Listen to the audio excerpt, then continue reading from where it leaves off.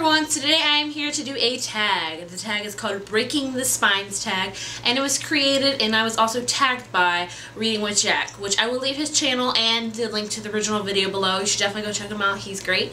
But yeah, let's get on with the tag. I have the questions right here. Sorry for the lighting, it's raining. I always like film on rainy days. You've probably heard me say this at least 10 times. I don't know, it's my only free time I guess, and it rains. Do you break the spines or do you prefer to keep your books looking new? For the most part, I do prefer keeping them looking new, but some things happen, you know, you can't really help it. Number 2, for those who don't like broken spines, have you ever accidentally broken one?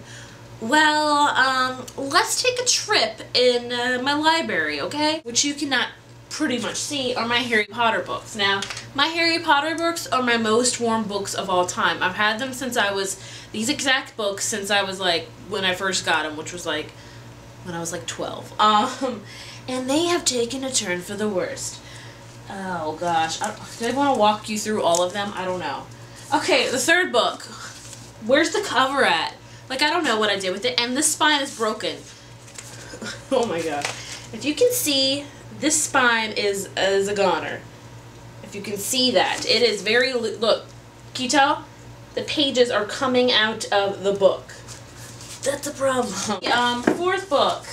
Got it taped up right in here, nice, some duct tape. I don't think the spine's broken on this one.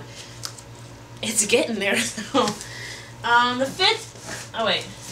Here's the worst one of them all. Do not judge me for these, guys. I was young, things happened, especially with this book. 6th book, the Harry Potter and the Half-Blood Prince.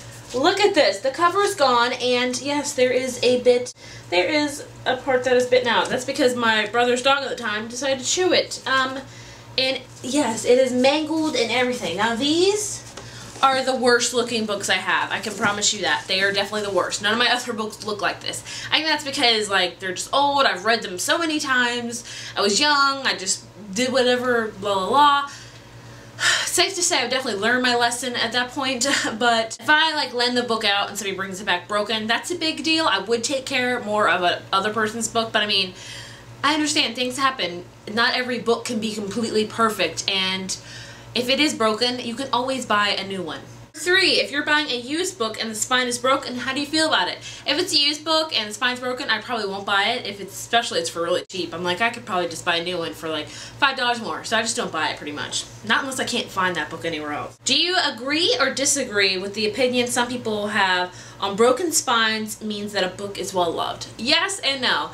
I think there's this one quote, I don't know where I heard it or who's it by, but I think it says, when you walk into a man's library, you'll know which books have been read by the dog-eared pages and just the wariness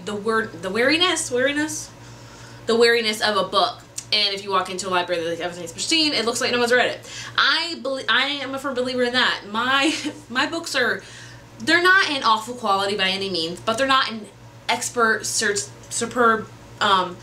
shape either. They're, you know, whatever they are, pretty much. But I don't think that you should break books. Like, when you read them, I don't think you should be like, oh my gosh, I'm rough with this. I don't agree with that one that much. So the answer to that is sort of. Number 5, because spines on hardbacks cannot visibly break. Do you prefer buying hardback books over paperback books? Yes, because I just like the look of hardback books better. And they stay open, because I often read, I'll put it on a flat surface while I'm doing other things, and with paperback, that you gotta have like paperweights on the other side of it to read it, you know? I like hardbacks better. 6, aside from breaking spines, do you ever bend the corner of a page if you do not have a bookmark nearby? That is my bookmark. I know all of you guys are gonna cringe. You're like, oh my gosh, she bends her pages. Oh my gosh, that's like murder to a book. I'm here to say that I don't mind it. I can't keep up with the bookmark, quite frankly. I just can't do it. Believe you me, I've received several bookmarks over the years, and where they're at, I don't know. There's some in this box behind me, but do I use them? Not really. I don't know. It's just easier for me for a dog ear. It's not a huge deal to me. I understand how it is a huge deal to other people, so I don't harp on them for, you know, wanting pristine books. I get that. It's to each its own. Now, I don't mind it, so I use that as bookmarks every single day. It's easier for me, it's easier to keep track of. I don't have to worry about dropping my bookmark or losing it. It's just simple and easy for me. Anything else to say about your spine obsessions, and who are you going to tag?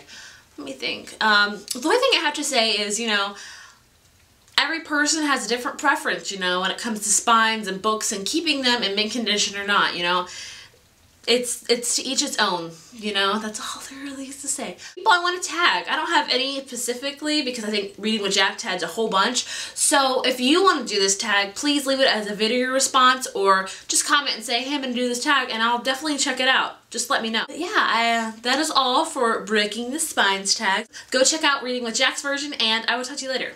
Bye.